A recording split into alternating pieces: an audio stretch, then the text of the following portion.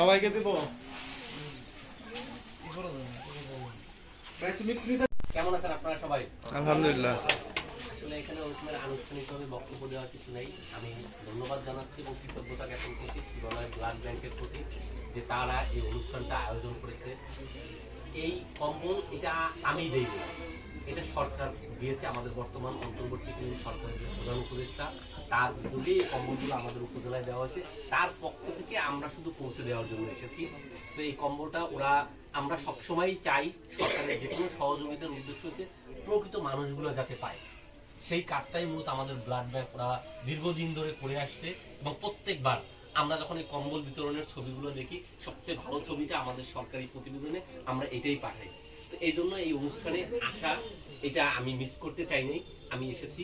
আপনারা এই কম্বলটা নিয়ে যাবেন, আমাদের জন্য দোয়া করবেন।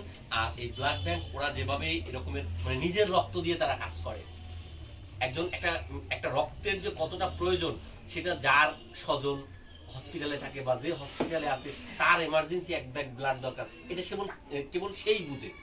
এটা বলেও বোঝানো সম্ভব না বা বাইরে থেকেও কেউ বুঝে না। তো এই কাজগুলো এর একদম কোনো রকমের কোনো বেনিফিট ছাড়া তারা নিজের খেয়ে বনের মোষ তাড়ানোর মতো একটা অবস্থায় এরা এই ইয়ং ছেলেপিলে ওরা করে বেড়াচ্ছে। তো এখানে আমি ওদের প্রতি আমি আবারও কৃতজ্ঞতা জানাচ্ছি আপনাদের প্রতি যে আপনারা এসে সুশৃঙ্খলভাবে বসে আমাদের কম্বলগুলো নিচ্ছেন। তো সকলকে ধন্যবাদ জানাচ্ছি। সবাই ভালো থাকবেন, আমাদের সবার জন্য দোয়া করবেন।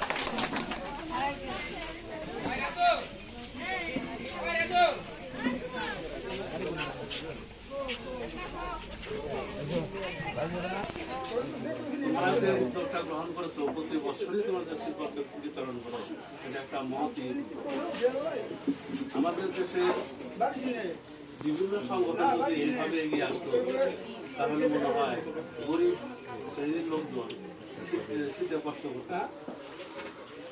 তোমরা এইভাবে করো এবং আরো বড় পরিসরে তোমরা এই অনুষ্ঠান করো, এই দোয়া রেখে আমি আমার বক্তব্য শেষ করছি। ধন্যবাদ। আপনাদের সামনে শুভেচ্ছা বক্তব্য রাখবেন আমাদের